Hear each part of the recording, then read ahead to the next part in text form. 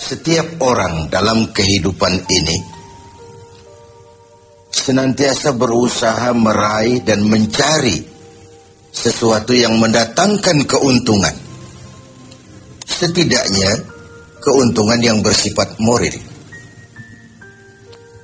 Ini berarti bahwa setiap orang pun dalam hidup ini selalu berusaha menghindari hal-hal yang bisa membawa kepada kerugian. Sekurang-kurangnya kerugian yang bersifat moral. Apa yang mendatangkan keuntungan, apa pula yang membawa kerugian, persepsi setiap orang pasti berbeda tentang itu. Ada yang beranggapan dia akan beruntung kalau pangkatnya naik, jabatannya menjadi tinggi, hartanya bertambah, tanahnya makin luas, pabriknya makin besar, dan begitu seterusnya. Al-Quran dengan tegas mengajarkan kepada kita, di bawah sumpah Allah menyatakan, wal asri, demi masa, innal insana lafi khusr, sesungguhnya manusia pasti berada di dalam kerugian. Sudah diawali dengan wawu lil qasam, sumpah, menggunakan dua huruf taukid, inna dan lamut taukid. Innal insana lafi khusr, sesungguhnya manusia benar-benar pasti berada di dalam kerugian.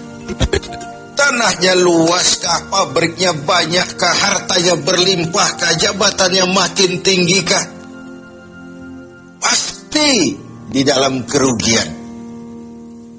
Ini sesuatu yang kita semua tidak menginginkan. Dan Allah lalu memberikan jalan keluar agar tidak menderita kerugian itu. Bagaimana caranya? Ada istisna, illa, kecuali orang-orang yang tidak akan merugi itu.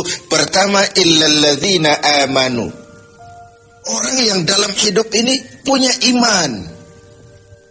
Jadi alangkah indahnya jabatan itu kalau jatuh di tangan orang beriman. Alangkah baiknya harta itu kalau dipegang tangan orang yang beriman. Alangkah manfaatnya ilmu pengetahuan itu kalau dipegang juga oleh tangan orang-orang yang beriman. Imanlah yang menyelamatkan manusia dari kerugian. Ada ungkapan bahwa ilmu bikin hidup jadi mudah, seni bikin hidup jadi indah, dan iman bikin hidup jadi terarah. Tidak terbayangkan bagaimana sebuah jabatan apabila tidak dilandasi dengan keimanan. Tidak terbayangkan bagaimana nasib harta benda kalau jatuh di tangan orang yang jauh dari iman. Karena itu untuk selamat dari kerugian, nilai imanlah adanya. Tanpa nilai iman, semua akan jadi fata morgana. Hal kedua yang menyelamatkan manusia dari kerugian adalah wa'amilus sholihat. Iman tadi dibuktikan dengan amal saleh. Sebab apa? Iman adalah generator. Iman adalah power yang melahirkan energi dan menimbulkan gejala. Seseorang beriman atau tidak bisa kita lihat, tapi bisa kita dinilai dari gejala yang ditimbulkan oleh nilai iman tadi dalam bentuk amal saleh. Sehingga dalam keseharian kita bisa bilang, orang itu imannya bagus ya. Kok tahu kamu? Sujudnya hebat. Orang itu imannya bagus ya. Kok ngerti kamu? Sedekahnya berani. Orang itu imannya tinggi ya. Kok tahu kamu? Jihadnya luar biasa. Iman sesuatu yang abstrak, tetapi dia menimbulkan gejala, dan gejalanya tidak lain adalah amal yang saleh. Kalau sebuah power generator tidak menimbulkan gejala, tentu terjadi something wrong.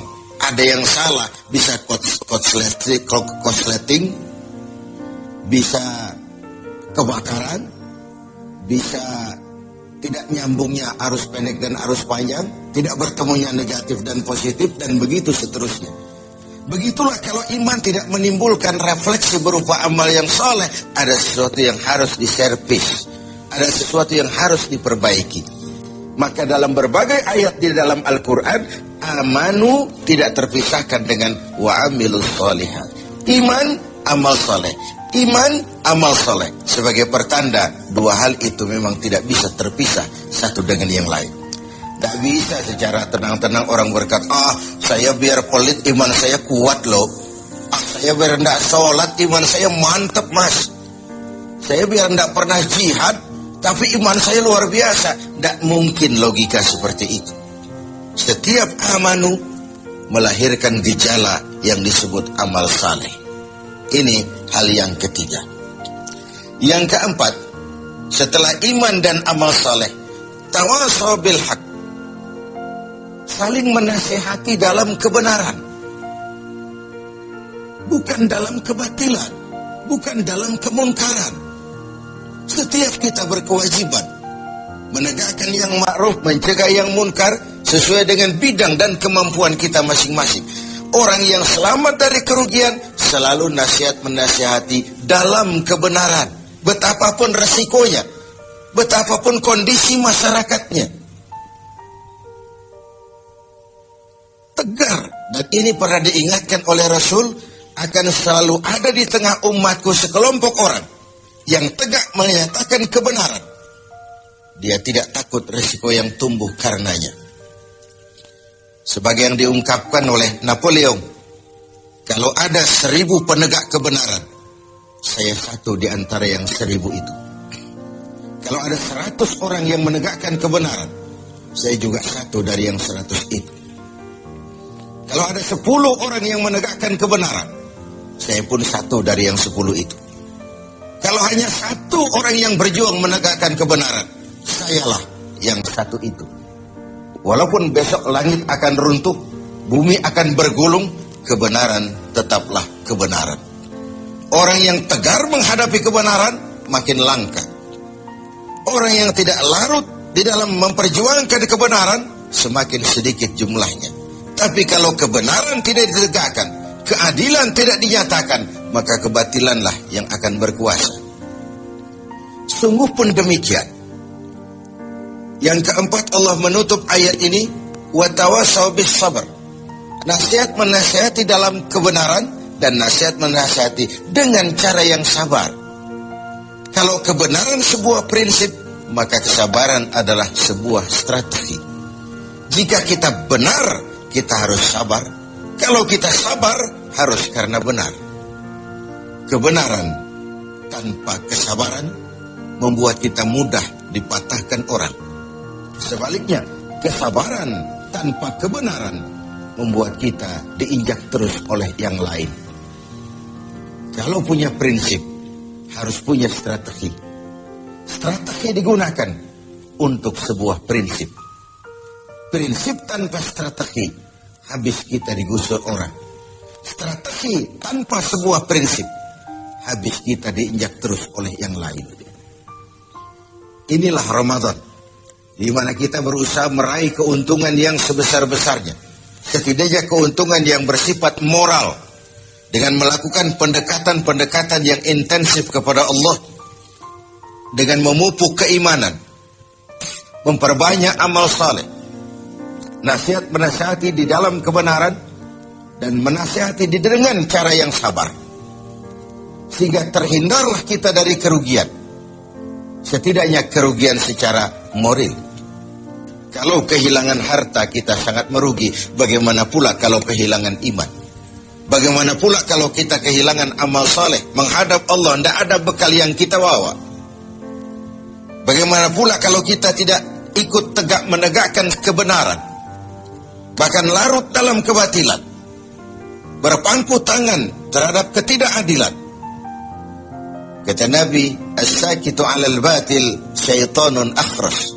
Orang yang diam dari menghadapi kebatilan, tidak berani menyuarakan kebenaran, sama dengan setan gagu. Sekali lagi, orang yang tidak mau menyuarakan kebenaran dan diam menghadapi kebatilan, oleh Nabi dikatakan syaitanun akhras, sama dengan setan yang gagu. Berlindung kita kepada Allah, jangan masuk dalam kelompok yang seperti itu. Dari ayat surah yang pendek ini, kita ambil beberapa catatan. Pertama, intan paling mahal, mutiara paling berharga dalam hidup ini tidak lain adalah nilai-nilai iman. Biarkan zaman berubah, akidah jangan sampai goyah. Silahkan masa berganti, keyakinan jangan jadi mati. Karena iman kita hidup, untuk iman kita berjuang, dan dalam iman kita ingin kembali menghadap Allah. Yang kedua, buah daripada iman adalah amal saleh. Amal saleh, refleksi yang ditimbulkan oleh nilai-nilai keimanan. Bahkan diketahui iman seseorang dari amal saleh yang dikerjakannya. Yang satu merupakan fondasi, yang lain merupakan hasil buah dari fondasi yang kokoh itu tadi. Dalam Al-Quran Allah menjelaskan, "Huwallazi khalaqal mauta wal hayata liyabluwakum ayyukum ahsanu amala." Dialah Allah yang telah menciptakan hidup, yang telah menciptakan mati bagi kamu sebagai ujian, siapa di antara kamu yang paling banyak amal salehnya. Ada hidup dan mati sebagai batu ujian untuk mengetahui siapa yang terbanyak amal salehnya. Kemudian yang ketiga, kita harus tetap tegak melaksanakan kebenaran, tapi dengan cara yang sabar, dengan tetap menggunakan strategi. Hakun bila nizamin yaghlibuhul batilu binizamin. Kebenaran tanpa strategi bisa dikalahkan oleh kebatilan yang memakai strategi. Kebenaran yang tidak terorganisir akan bisa dilumpuhkan oleh kebatilan yang terorganisir. Maka diperlukanlah semangat kebersamaan untuk menegakkan yang ma'ruf dan mencegah yang munkar bagi kemaslahatan kita sebagai umat dan juga sebagai